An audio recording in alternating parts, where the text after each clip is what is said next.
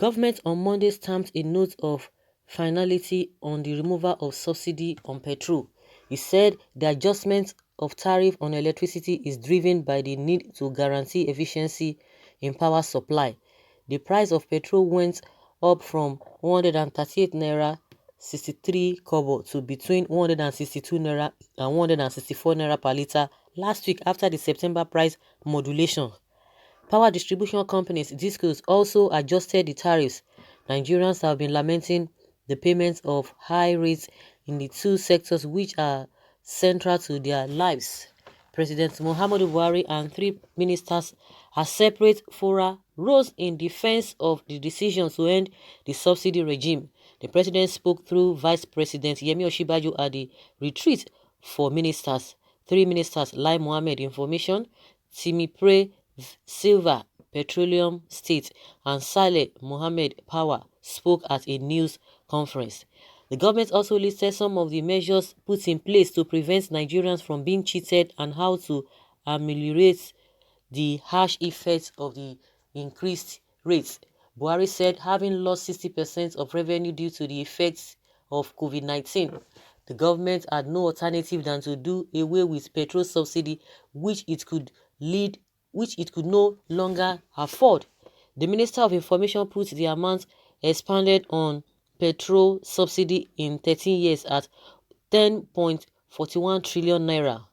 He added that the Buhari administration expended 1.7 trillion naira to supplement electricity tariffs shortfalls, describing the new price regime in the sectors as painful.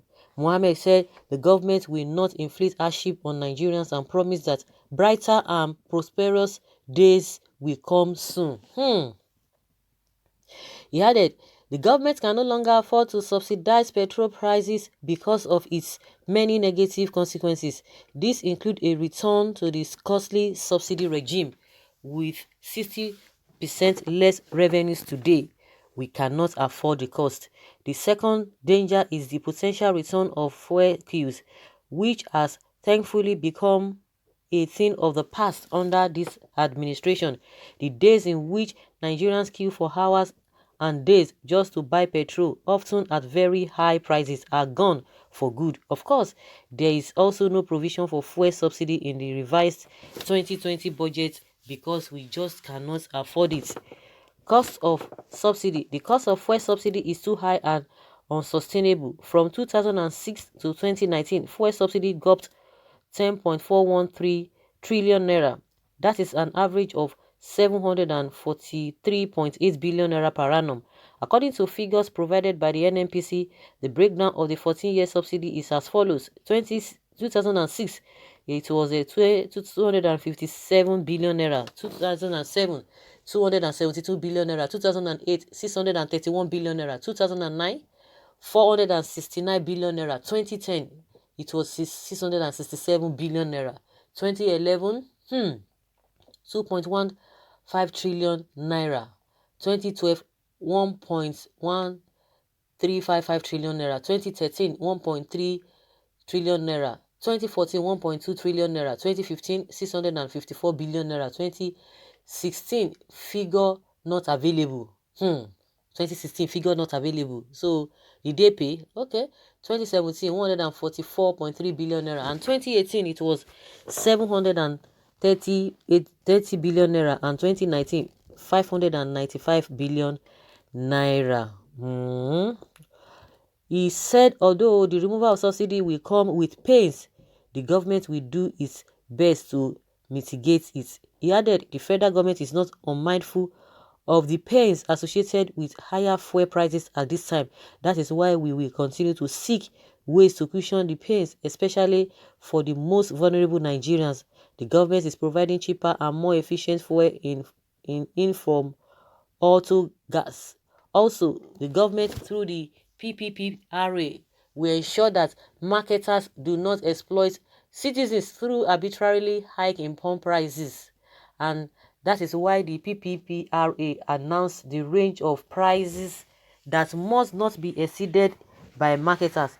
He gave insights into options weighed by the government before deciding to withdraw the subsidy. He said, with 60% draw in revenues, the governor could no longer sustain fuel subsidy. Mohammed said, as you are aware, the long-drawn fuel subsidy regime ended in March 2020 when the Petroleum Product Pricing Regulatory Agency announced that it had begun fuel price modulation in accordance and prevailing market dynamics and would respond appropriately to any further oil market developments. Record that the price of fuel then dropped from 145 naira to 122.25 naira per litre, and then to between 121.50 kobo, 21 naira 50 kobo and 123 naira 50 kobo per litre in May. With the low price of crude oil, then the cost of petrol, which is a derivative of crude oil, fell, and the lower pump price was passed on to the consumers to enjoy.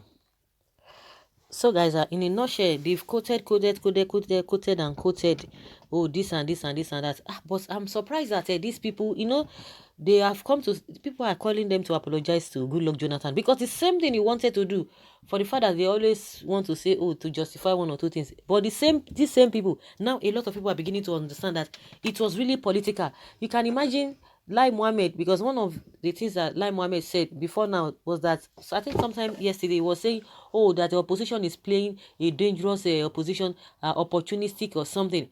And a lot of people now get to know that what happened in 2012, it was really political.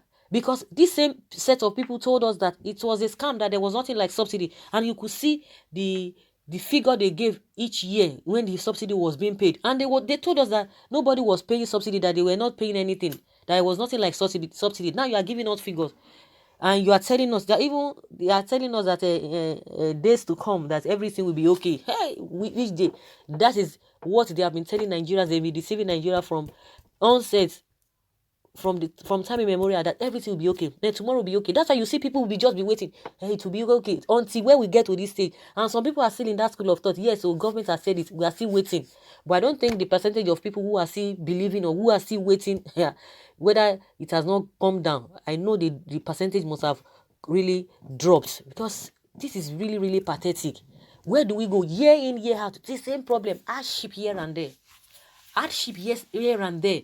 Intimidation here and there. Suffering here and there. And they will continue to tell you, don't worry. They say they know what the Nigerians are passing through, for where.